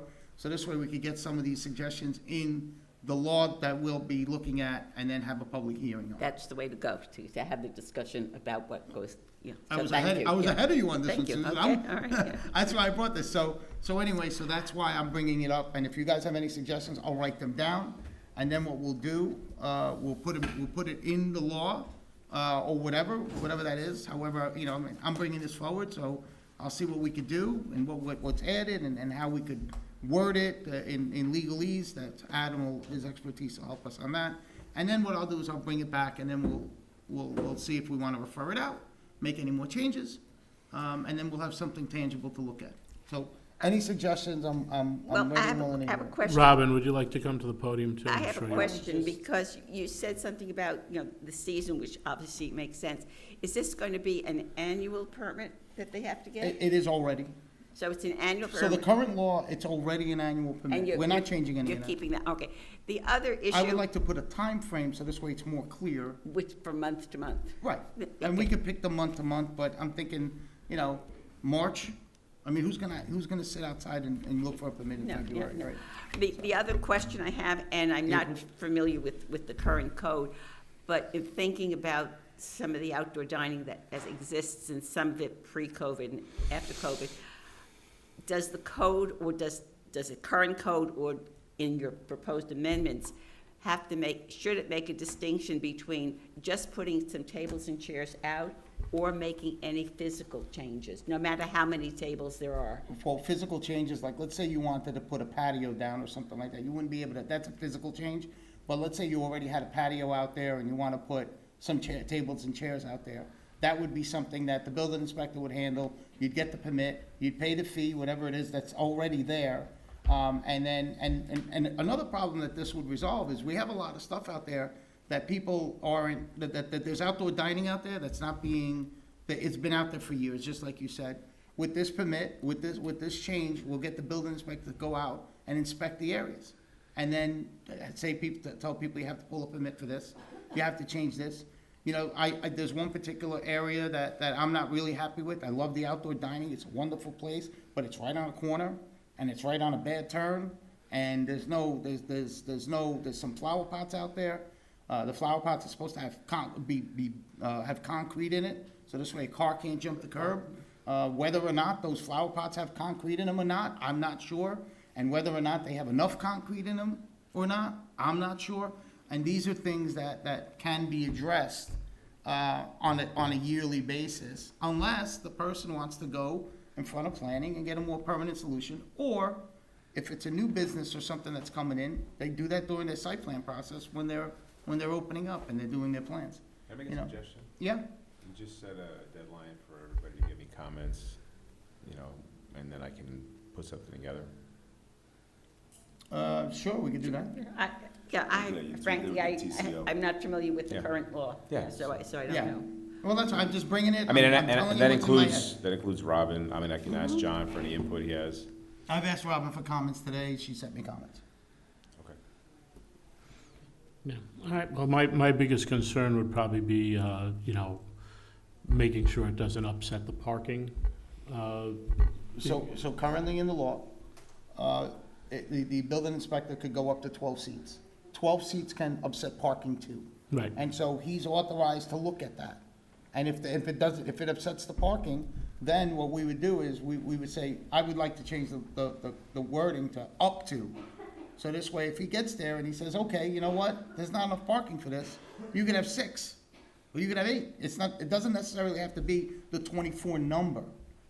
You know, but I do want to get more outdoor dining out there. It is April now. I'd like to get this law on the books now and cleaned up, because a lot of businesses are gonna want permits, and, you know, they'll be able to get to their outdoor dining now. Okay. And then pay the fee, and John would be able to go out there and inspect areas. So Sergio, There's a couple areas that Robin and I talked about that we're not happy with, and I think this will kind of help them police all of it. So this is gonna help expedite, you know, getting the outdoor dining. Correct. So that we're removing a layer, AKA us, you know? Right, to a certain extent, that's right. Okay. Robin? Well, the one situation you just talked about is a building inspector permit, where you're talking about, you're not sure about the concrete and the plotters or planters or whatever. So like, how does the law that you're proposing change that current situation? He could do that right now. He could do that right now, and it's not being done, it's not their fault. But, you know, I think if we freshen up the law, we make it, we change it, and maybe we build in some language where, you know, he has to go out and inspect it on a routine basis. I don't know. We could add that in. There's other areas that are larger that are violating the law, and, you know, that needs to be looked at too. And especially the life, health, safety. You know, during COVID, we were a little more kind of lax, laissez-faire, because of the situation that was going on. It's time to clean it up. It's time to clean it up and keep it, and expedite it like we expedited it during COVID. Right, And but that's what we did. What is factors stopping? determine whether it's compliant or not compliant? What's that? What factors The determine factors whether are in the law. It says, terms and conditions, you need to have a clear path. There shall be, at all times, an adequate area for pedestrian movement. The minimum distance shall be determined by the permitting authority. Furnishings, the furnishings of a sidewalk, cafe, or outdoor dining area shall consist, I could read them all if you'd like. Yeah. Well, want me to why read them don't all? we send it? Why don't we There's a send bunch. it? So if it's on the side, if they're putting it on the sidewalk, or let's say you have a long sidewalk with a whole group of stores, and one of the stores, let's say in the middle, is the restaurant that wants the outdoor dining and puts the chairs there, then you're blocking the sidewalk. Somebody would have to walk around, probably go into the parking lot to go around that, to go to that. Is that an That's not impediment? true. It says there needs to be, number one, terms and conditions, a clear path. There shall be at all times an adequate area of pedestrian movement. So, That's what it says. It's so in you the law. can't, so you can't put it on the sidewalk if it's gonna block the path? That's correct. So in other Okay, I'm words, thinking of Susan, one that I they're saw not gonna recently get then. 24 seats on that thing. Maybe the building department will go out there and go, you can only have 2 tables. Okay. And it's 8, you know, All right. instead of So 24. the sidewalk has to stay clear, all right, because I'm thinking of some that I've seen No, but that do block a sidewalk. Look, there's, in anything that we do here in the town, and anything that I propose, life, health, safety are the first 3 Yeah. things that are paramount, and you can't get around that. I mean, there's no compromise on life, health, safety. So, you know, but like I said, the law is pretty clear. I just want to increase the number and drop that section where it was COVID, we put that in there. Yeah, we will It was do COVID. that. Was So good. that's easy, that's striking. All right, we'll get some comments to Adam. All right. Would you also share Robin's comments? I would I'll like share them. I would like to see Robin, I value her opinion Yeah. on this, okay. All right. Thank I you. did not have time to add this. I found this as I was leaving to come to the meeting.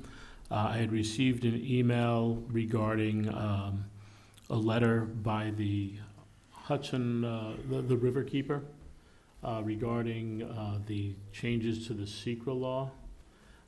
And basically, they're actually against it, and they have a letter for Governor Hochul, and I wanted to ask the board if you'd like us to sign on or not.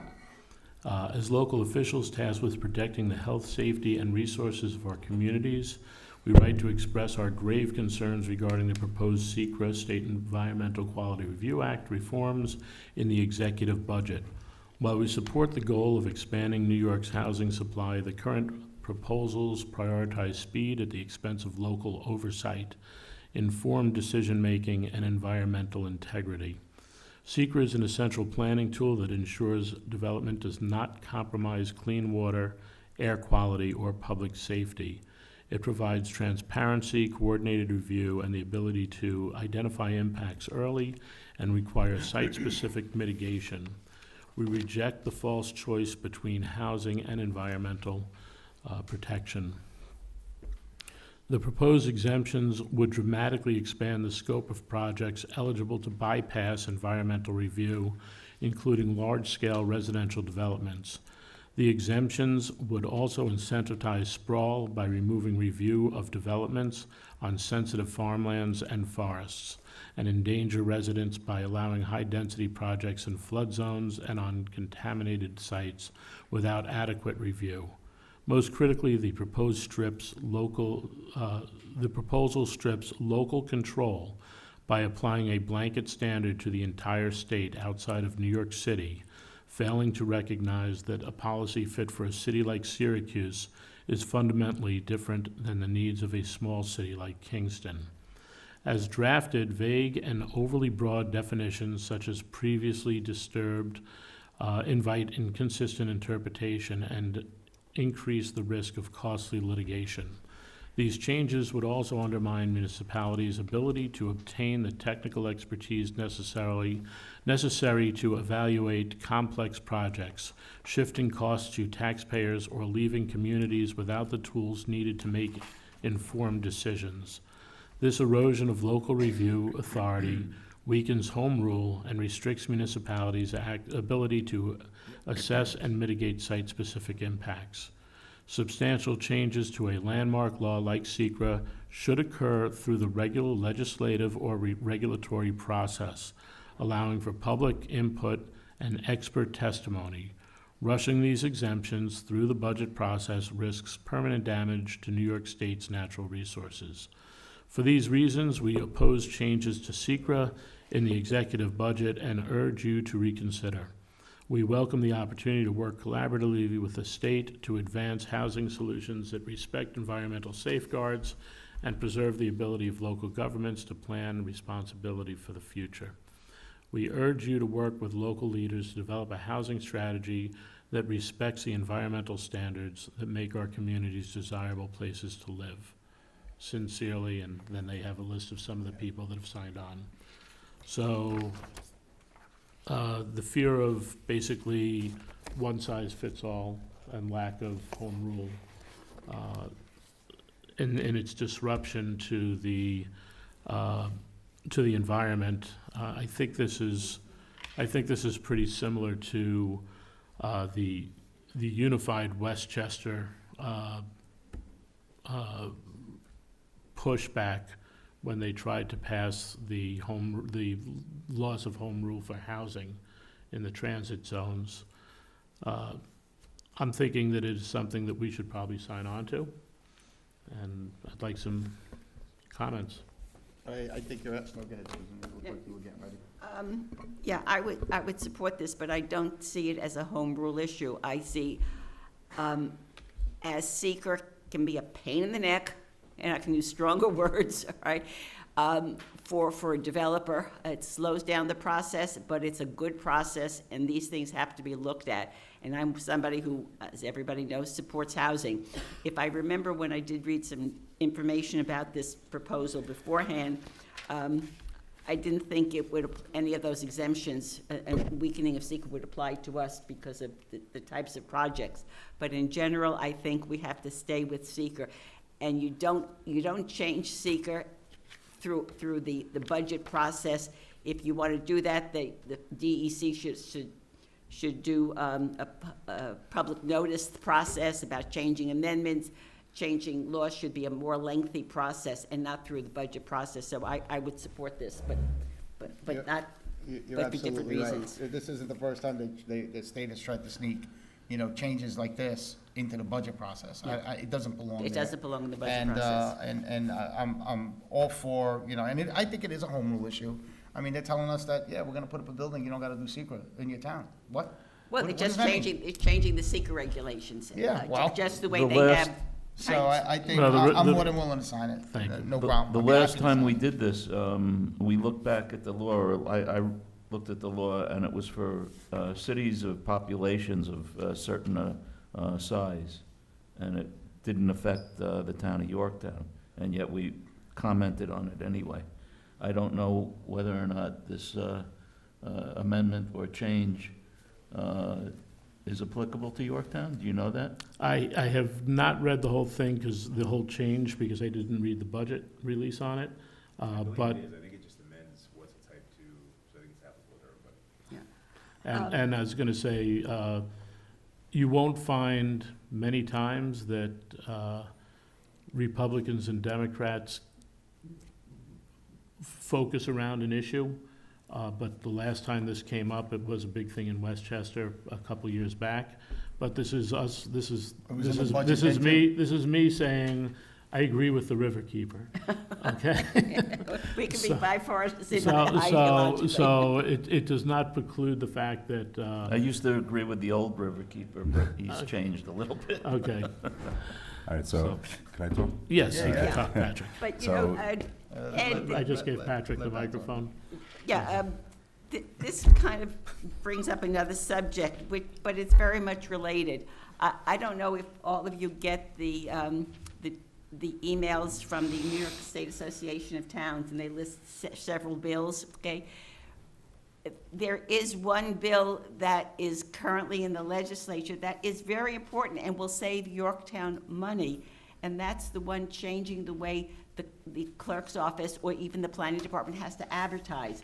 They want to do it with allow digital advertising and not have to put it in the newspaper, which, if you look at our budget, it costs money. Diana could maybe comment on how much money the clerk's office spends, zoning board, planning board, they all have to advertise in the back pages of the newspaper. If anybody looks beyond the sports section in the Yorktown News, sorry, you might lose some money, all right, which I know is an important revenue. Susan, But I think we should pay more attention to what the Association of Towns is telling us about certain bills, especially bills that will impact. So that's a perfect us. segue, So what I was let's gonna say. let Pat talk Yeah. on the I'm topic. for keeping seeker the way it is. Yeah. But Association for Towns is actively advocating for the change. They're advocating for the change. Seriously? Yes, it's right here. In 2026, the association is actively involved in advocating for the reform of seeker process to speed up housing and infrastructure developments while defending home rule. Oh, So we don't have to agree with them on I everything. get that, but I'm just telling you, that's what That's- Associated that's Towns is interesting. saying, that, at the end of the day, they want to, quote, do home rule, but they want to bypass seeker. Yeah. So can't have it both ways, and we're for Well, she just secret. said you can. We're for Like, secret. Let's go. we need to listen for, but Yeah, yeah. we get away. All right, so let me take a quick, Do I vote? yeah, I guess we should take a vote. So all in favor of signing on to the, well, can I have a motion to sign on to this? Motion. Second. All in favor? Aye. Aye. Aye. All right. So I'll sign on, I'll send around the link if anyone wants to sign on individually, you're more than welcome to. Yeah, no problem. All right. We did have one other resolution, which I probably should have read when we had most of the veterans here. But we have a proclamation honoring the 100th birthday of Nils Mockler, Marine Corps veteran. So I'll read this. Whereas Nils Mockler, born in Brooklyn in 1926, is celebrating his 100th birthday, marking a century of extraordinary life experiences, patriotism, and dedication to our nation. And whereas in 1944, at age 17, Nils enlisted in the United States Marine Corps because of his love of country. And whereas he took part in one of the most significant battles in World War II while serving as a combat intelligence scout with the 4th Marine Division Tank Battalion, and whereas, Susan, when you guys are done, I'll finish, thank you. Whereas Nils landed on Iwo Jima on the very first day of the invasion in February 1945, contributing to critical intelligence operations throughout the battle, displaying great courage and resilience in the face of adversity. And whereas Nils has remained steadfast in his commitment to honor fellow Marines and preserve the memory of those who made the ultimate sacrifice to ensure their legacy is never forgotten. And whereas Nils Mockler's life is a testament to the values of courage, service, and patriotism.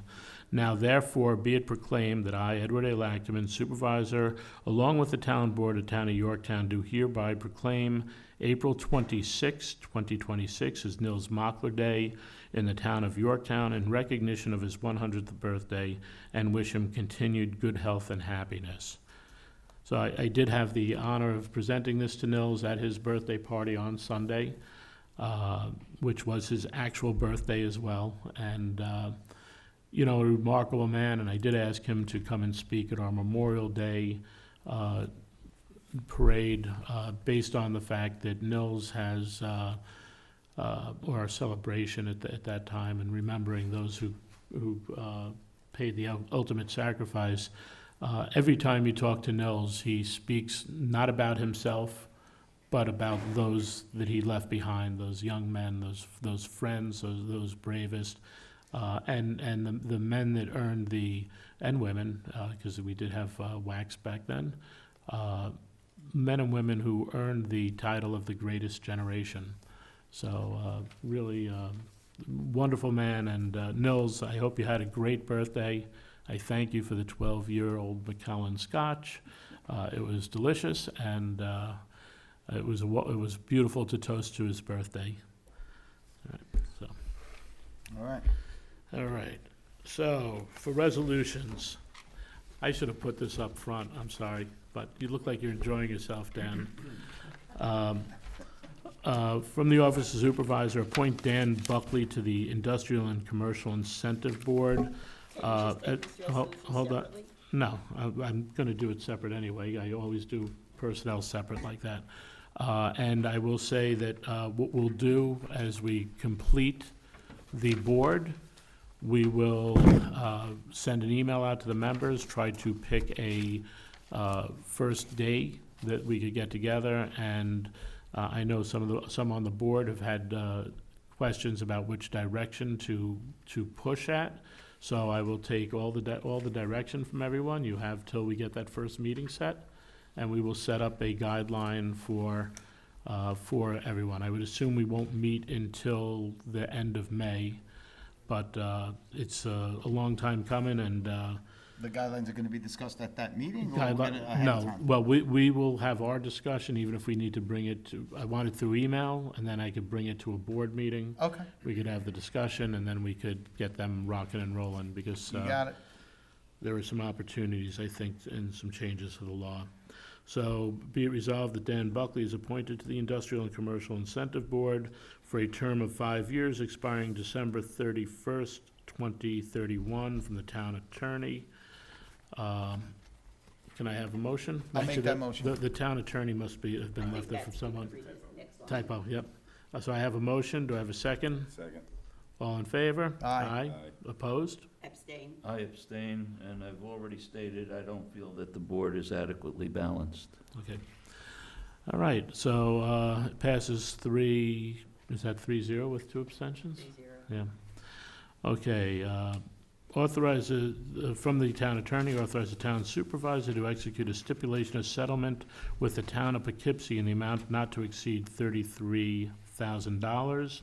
And that was a negotiation with the town of Poughkeepsie under General Municipal Law 72C to recover a portion of Poughkeepsie's expenses associated with training a police officer in amount not to exceed $33,000.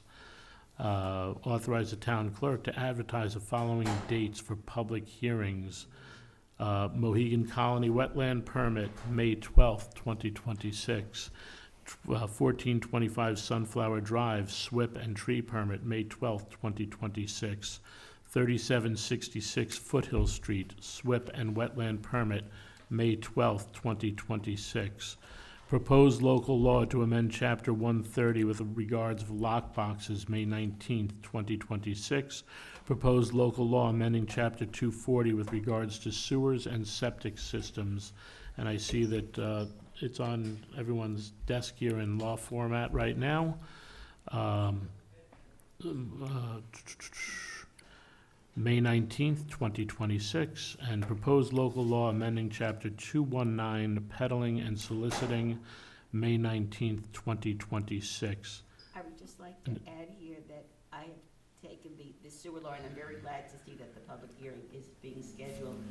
I have suggested to my colleagues on the board to take the wording and consolidate some of the wording, which would make it clearer for the public to read and simpler to read without changing the substance of the law. Well, if it doesn't change the substance, you could send that to... changing the You could substance. send your comments. I have sent it, and Okay. I just think Thank you. it would be much clearer and easier to understand. I won't go into all those details now, and Well, I that won't, suggestion has been I think, rejected. I definitely think that our people who read our laws are smart enough to get it if there's a little difference in wording, but it'll definitely be taken under consideration as we have our public hearing. Oh, From the Human Resource Department, appoint Andrew Bergen, heavy motor equipment operator in the Parks and Recreation Department at the annual salary of $81,891. Accept the retirement of Detective Tommy Nadorski from the... Nadorsky. Nadorsky? Nadorsky. Nadora, okay. Tommy Nadorsky. All right. Yeah, it is, but it is spelled that way. Unless Tommy spelled his name wrong, that's a He possibility, could have isn't it? spelled his name wrong. Yeah. He's getting old. It's a possibility, right? Yeah, okay. From the Police Department, effective April 23rd, 2026, and good luck, Tommy. Truly a good cop, good detective, and great human being. Gonna miss that guy. Yep. Appoint David Nikashir as water maintenance worker, grade 2, at an annual salary of $65,671. Excuse me. Authorize a stipend in the amount of $8,000 to be paid to Marissa Litro for annual website maintenance. That is something that Robin used to do for us and now is focusing on her new duties, so that stipend is traveling. From the Finance Department, authorize the town board to adopt Yorktown Information Systems Usage Security Policy and Cybersecurity Training Policy, which is going to be signed by all elected officials, administrators, board members, employees, consultants, and vendors who in any way access or use the town's information systems. And you'll get a copy of that to read and sign, but that did go through quite a legal review. Authorize the town supervisor to execute an agreement with the New York City Department of Environmental Protection for $885,000 for membrane replacement at the Yorktown Water Pollution Control Plant, and that is for us being able to get that money back. Authorize the town controller to make a budget transfer to cover workers' compensation loss run reserve, as enumerated below. And then authorize the comptroller to make the following budget transfers that are listed for each department and for each account. Authorize it. Can I just make a comment on this workers' comp thing? Yeah. I think this has come up in budget hearings in the past. I can't remember when, but workers' comp is always it should be, I think, it should be in the annual budget as an operating expense, apportioned as appropriate to the different funds, as opposed to it being taken out after the end of the year from the fund balance. And I don't know, for example, what she's taking out here retroactively for the 2025 budget, roughly what the estimate might be for 2026, even though we might not know all about what our workers' comp costs would be. I just think it would be more transparent. It's an impossibility to project what your workers' comp costs are based on injury unless you assign each person an injury and tell them that that's what you have to do and that's the money that you get. I think it is an operating. I'll take an injury. It's an operating expense now. I think these are old claims that are probably. we're still- Well, that was the second part, is Well, I'm we saying switched, that- Susan, we switched companies now, and we're using Parma.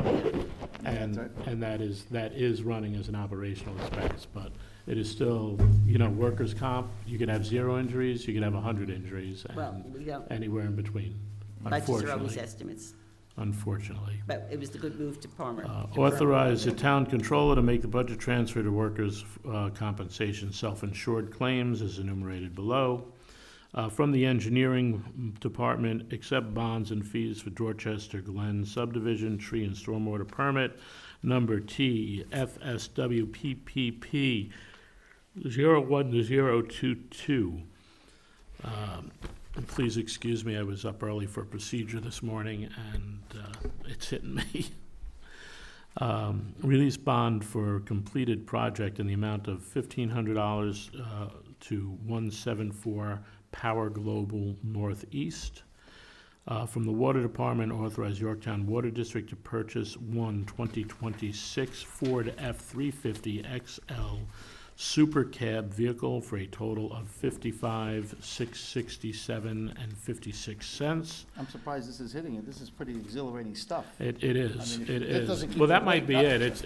It might, If this doesn't keep you awake, nothing will. it might just be getting my heart racing here. Yes. On that Exciting. purchase, do we get the car mats and everything like that? No, you got to get that, what's that company that does the fitted mats? Wait a minute. WeatherTech, there you go. WT.com. Okay, I just want the cup holder for my phone. I got that. That's pretty cool. Authorize the Water District to update their SCADA system, which is what they use for metering tower infrastructure. And that's it. All your costs here, that the town is doing a 3-year agreement with Core and Maine to implement the Exilum View census SCADA system for the data management setup system. And they were the low bid, hold on a second here. Nope, that's actually all them broken out for the whole project. Authorize the town supervisor to sign, authorize the purchase and installation of a volleyball court at Tom Diana Park in the amount of $125,000. And that is being paid for by the Parks Department through their Park Land Trust, going to capital project, Granite Knolls Volleyball Court.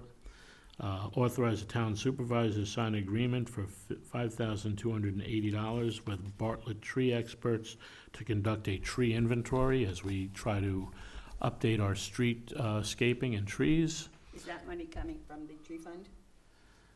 It doesn't say it in the resolution, but I assume it's coming from the tree fund. We could add, As long as we could add that transfer, but yes, it's tree It's fund. coming from the tree fund. Authorize the town controller to make budget transfers in the amount of $23,047.13 for pool deck concrete slabs refurbishment at the Brian J. Slavin Aquatic Facility. Are those all the ones all the way in the back with the big cracks in them? Yeah, that's good. Okay, and then the following budget transfers is enumerated. And then from the planning department, authorize the allocation of $3,000 to partially fund the Battle of Pines Bridge event, which is. Is any other money from the planning department's budget, like special projects, being used for the Pines Bridge? This For is, this- for this event? for this event, this is it. We So- did 30,000 through RW 250, I believe it So this was. is the only town, What? 42,000, sorry, yes. Okay, but this There's is- they did fundraising on their own and did a fantastic job. I know Robin, John Tegeter, Paul Martin were very instrumental in getting out paperwork and making sure that, that they knocked on some doors, and that's a great thing. Good job on that. Because I think this is out of, what was the total budget for Pines Bridge? I think it says 16,000. So 17,000, I'm sorry. 17,000. Well, the procedure I had was on my eye, so I'm not, I'm really seeing too right. $16,950.32. She's got it down to the penny. There you go. From the police department, authorize RFC Emergency Lighting and Services LLC to provide equipment and installation for 2016 police vehicle in the amount of $14,223.33. And be it further resolved that the town controller is authorized to process the following budget transfers for payment to outfit the new F-150 canine vehicle. From the Nutrition Center, authorize the town supervisor to sign an amendment to increase the not-to-exceed amount in the contract signed in October 2024 to provide program services to elderly residents as enumerated below. And that's basically additional funding of 126,000, so, no, 120,600 and change. Whereas the county, thank you, yeah. I'm hoping by tomorrow it's all straight. So that's enumerated there, and that is it. Before I vote, I just wanted to make sure that regarding the volleyball resolution, the monies from trust and agency, that I want to just make sure that the proposed sensory garden is, that was discussed by this board for years now, is not affected beyond the plans that were submitted recently that showed that the sensory garden was still going to be adjacent to the volleyball courts. And then there was also a proposed trailway, a proposed sensory trailway as well. Yep. Yeah, so you gotta view that as two different things, Lanny. I understand, but I just want to make sure I that, get you, but that it's not. So- Sensory garden and trail, we still plan on going. Where the volleyball court will not interfere with the land that was proposed for a sensory garden, but there are no plans at this time for the sensory garden or sensory trail. That Well, is- well, that- Actually, Well, it there actually- it's on not the true. plan. It actually Can I- it actually helps, the volleyball courts actually help a little bit, because the retaining wall that has to be built would be adjacent to where the sensory garden would be. But I gotta tell you, when I was there and I walked it with you, Lonnie, and Susan and Pat, you know, just an idea that I had was, you know, moving that sensory garden to a more quiet, serene spot where you could actually partake in your senses. And we talked about where it was, but that might be a discussion that we could talk about later. But no, I mean, I'm still in favor of the The sensory plan garden. is there, and Yeah. as long as that we abide by that, you know, that's why we're funding the volleyball based upon the plans that were shown to us. So that is the intention, Lonnie, and, you know, other than our board being disbanded for other people, losing elections, whatever it may be, or retirements, you know, we won't be able to bind another board, but The idea is still there for us. Jim actually asked for me to set up a meeting with Joe Rena to discuss. I know that there were some really nice plans drawn up by our co-chair of the Conservative, Diane Dreyer, thank you, just drawing a blank. Unfortunately, a lot of that is live stuff, which I'm a little concerned about, so I want to look at, a mixture of live and sensory, like stones and chimes and things that won't die up there, because that park is brutal for that. Even some stuff on the sensory path. I mean, Yes. I think the concept is alive and well, and And- we just got to figure out how to.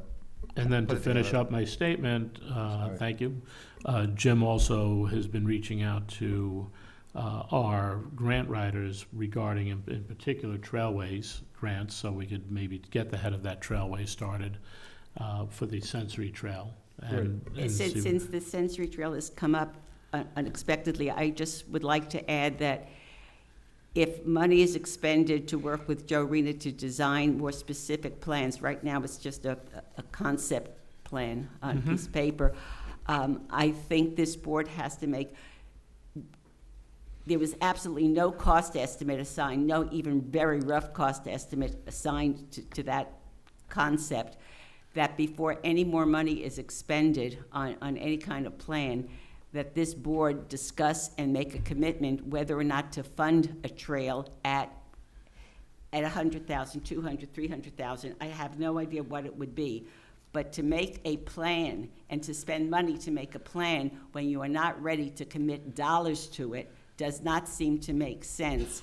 And I've had some discussions with the people involved in the New York, New Jersey Trail Conference who maintain the trails, and they have said, and this came up, during our site visit, that a while back it was proposed that there could be some type of sensor or trail for our disabled residents at Sylvan Glen. And I think Jim also mentioned that, and I would like to do a site visit there to see an alternative for something that is probably already almost in existence and would not have the expenditure. I talked at the previous meeting about the need for a capital plan. The Parks Department has a tremendous wish list of multiple millions of dollars of projects. And of course, they realize that this board is only going to give them this much. And we've been generous, and we're doing, the pool is one of our major things that we're doing, but I know you want to do the, pave the parking lot at Granite Knolls, and there are other projects. So we have to balance that with spending money on a sensory trail at Granite Knolls, which could cost, let me just throw out a number, $200,000, versus something at Sylvan Glen that might cost $5,000 to make it the same type of a thing. But the So we- sensory trail would tie in with the sensory garden quite nicely at Granite Knolls, They have two which would separate tie into our trailways, which will take you clear across Yorktown. Well, what I'm saying is, if the so town board wants that's to, the concept. if the town board wants to commit to spend some kind of money, and we need that discussion, because that's why we need a capital plan, so we know we're going to spend so Susan, much can money I on say something recreation about projects. capital plan, because you're probably the most disingenuous person I've ever met on it. You wrote an article that someone handed me today, because I'm not getting my paper anymore at home for some reason. But I was reading about it, and you were attacking me for not fixing the bridge when I got on the board as a councilman, that you said took 18 months, but it was not really 18 months of work. But that being said, you also pointed out that bridge was down or failed in 2008. I said it was designated as failed. Designated as failed, right. Yeah, but it was functioning, and we put money in with Band-Aids. But let me ask you a question. In 2010, 11, and then I believe, was it 12, 13, 14, and 15? Did you not serve on the board 2 of those years as a supervisor? I was there in 15. As a supervisor. You were there in 2010 10 and and 11. 2 and 3 years I didn't after know the bridge that. failed. Oh, you didn't know it failed in 2008? No, I wasn't told that. Oh, Okay? There were lots of things I wasn't told. I didn't know that we had a library, that we had a grant to rehab Okay. the railroad Well, station all right, until all the right. end of my term. So, like I said, you're very disingenuous about things. I have my, Call me I have my motion, I have my second, correct? Oh, where's my motion? Motion. Second. All right, all in favor? Aye. Any We still opposed? need a capital plan. Any Yes, opposed? Aye. Okay. Last one. Motion to adjourn. Motion. Second. All in favor? Aye. Thank you, I York. abstain.